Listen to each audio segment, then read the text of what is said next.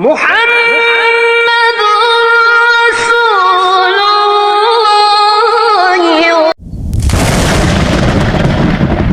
Assalamualaikum warahmatullahi taala wabarakatuh. Teman-teman, pada kesempatan ini banyak hal yang mendorong saya secara pribadi melihat perkembangan di media sosial, khususnya di medsos YouTube, di mana banyak pelencengan-pelencengan kata, terutama pelencengan fungsi dalil. Bahkan kata-kata manusia biasa pun jika dipelencengkan kemudian ternyata pelencengan tersebut akan mengundang permasalahan, itu pun akan jadi masalah. Apalagi kalau pelencengan masalah dalil. Yang saya maksud pelencengan masalah dalil adalah mendalilkan suatu Al-Quran atau suatu Al-Hadis pada sebuah peristiwa atau pada suatu perkara, dan ternyata perkara tersebut bukan dengan ayat tersebut atau hadis tersebut dalilnya. Itu namanya pelencengan. Kita ambil gambaran dulu. Sekarang viral, ya, viral. Salah satunya ini bukan menghukumi, tetapi mengamati dari pelencengan tersebut. Ternyata kadang kebodohan satu sisi hanya ngerti sisi terjemah, ya, terjemahnya ngerti, tetapi ada yang bodoh sisi lain, yaitu sisi fungsi daripada dalil tersebut. Misalnya ada orang yang mengkiaskan kafir ke mukmin. Ayat ini tertuju kepada kaum kafir, kaum musyrikin. Nah, dikiaskan ke mukminin. Misalkan karena pedah ayat orang yang beriman memperlakukan sesuatu atau menyelisihi. Nah, dalam penyelisihan tersebut kita pahami ada dua, ada penyelisihan akidah, ada penyelisihan khilafiyah fahmiyah, perbedaan dalam pemahaman. Ambil contoh. Perdebatan antara Rasulullah atau audien Rasulullah beserta kaum Quraisy di dalam ayat surat Asyura, dalam kalimat qul la as'alukum alaihi ajra illal mawaddata fil qurba. Nah, saat Rasulullah SAW dakwah, menyampaikan sebuah risalah, menyampaikan tauhid kepada kaum Quraisy, di mana kaum Quraisy tersebut banyak kerabat, bahwa di lingkaran Quraisy itu adalah sanak raket, ya, kerabat-kerabat Rasulullah. Secara personal, nasab, ada yang jadi sepupu, ponakan dan lain-lain, itu ramai. Nah, kalimat tersebut diungkap untuk kaum Quraisy yang pada saat itu kafir syirik, ya sudah kufur musyrik lagi. Jadi saya analis di berbagai tafsir, ya, di berbagai tafsir itu kalimat yang Rasulullah sampaikan kepada kaum Quraisy yang notabene mereka itu kafir. Nah, kafir menentang apa yang disampaikan Rasulullah, saking bencinya, saking gak maunya menerima dan mengikuti Rasulullah, akhirnya membenci. Nah, menyelisihi, gak mau menerima konsep yang disampaikan Rasulullah, sehingga membenci. Ini pokok masalahnya. Kemudian, kalau kita memiliki masalah dengan sesama umat Islam, katakan khilafiyah fahmiyah, berbeda pendapat, ya, karena beda kepala beda pendapat, ini bukan masalah akidah. Nah, perbedaan pendapat yang antara kita dengan yang lain, misalkan kita dengan kelompok yang lain, tetapi sama-sama umat Islam, dan permasalahannya pun bukan masalah akidah, bukan kufur dan iman. Ini dua pihak itu pada umat Islam, pada mukmin, ya, sama-sama mukmin. Nah, kemudian selisih pendapat. Saya ambil misal, langsung saja karena memang ini sudah viral, ya langsung saja. Pendapat Robitoh Alawiyah, fik bahwa Robitoh Alawiyah atau Ba Alawi ada kesinambungan darah keturunan kepada baginda Nabi Muhammad SAW. Kemudian ada yang mentesis, ialah Ki Imad, ya, Al-Bantani.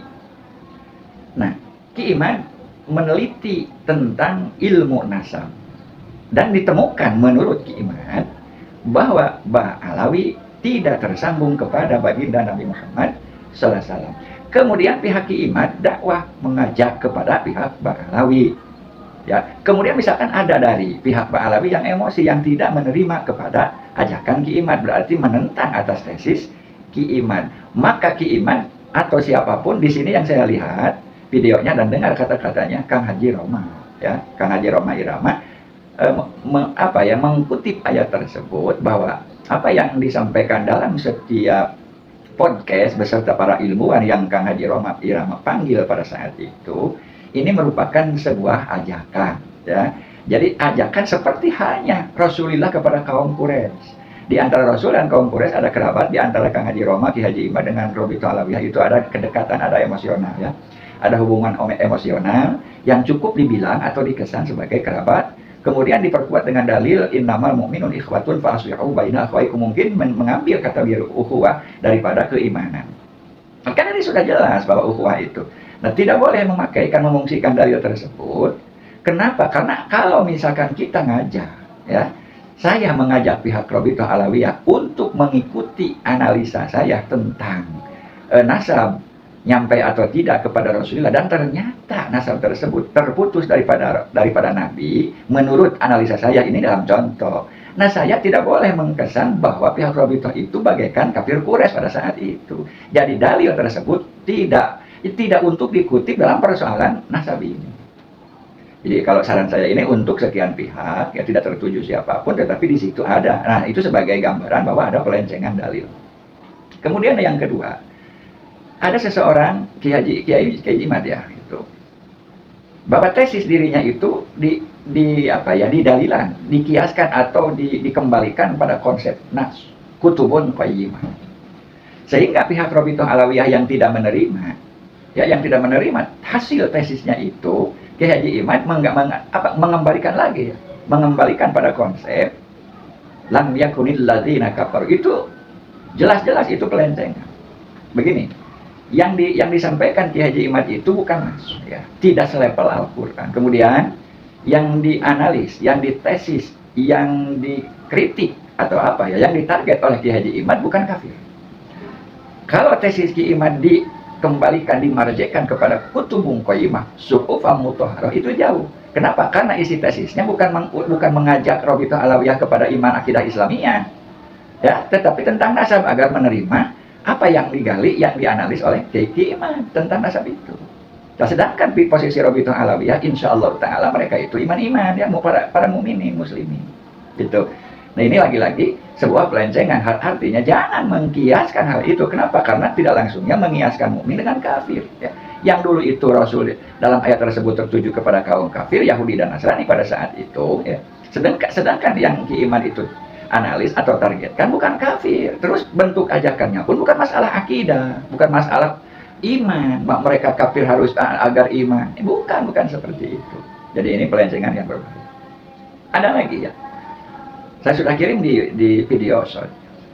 Kiai Haji Raden Syarif Rahmat mengatakan begini, kira-kira yang saya pahami, ini ngarahul, kalimat taid ada kalimat ngarahul, jadi melamun, ya. Berandai. Ini rahulnya begini, kalau sekarang ada wali, maka Roma Irama wali. Ini kalimat kayak berat, bukan dalam arti menyatakan, bukan pernyataan bahwa Haji Roma Irama wali, bukan. Karena belakangnya pun ada, ini rahulnya, Sunda istilah, sok ngalamun, jadi berandai. Sekalipun pada dasarnya Ki Haji Raden Syarif itu menyanjung Haji Roma Irama, gitu kan? Nah, kenapa efeknya begini? Kalau Ki Haji Syarif menyatakan Haji Roma wali, berarti dia itu wali. Tidak langsungnya Ki Haji Raden Syarif mengakui dirinya wali. Kenapa? Karena tidak ada pada seorang wali kecuali wali. Itu kan wali khofi.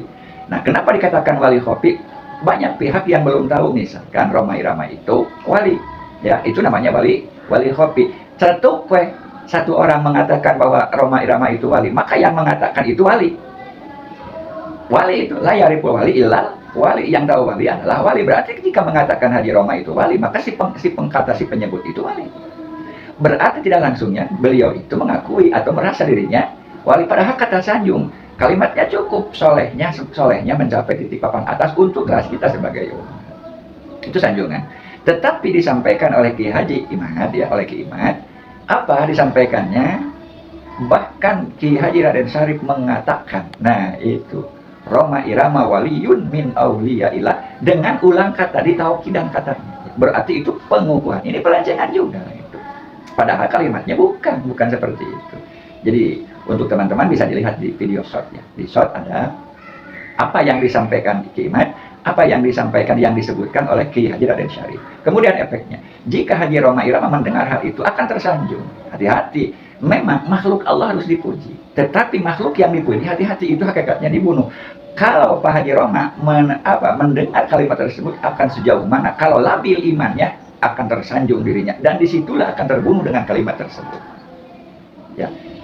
Sekarang sorotan politiknya ya, sorotan politiknya antara Imaduddin dan Roma Irama itu ada hubungan terkait tesis nasab ya. Tesis nasab. Berarti kan di sana itu begitu politisir ya.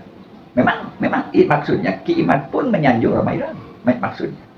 Nah, kata sanjung minjam atau ngambil dari konteks, dari teks atau cerita orang, yaitu dari Ki Haji Raden Syarif Rahman. Hanya disayangkannya itu disebutkan koilnya.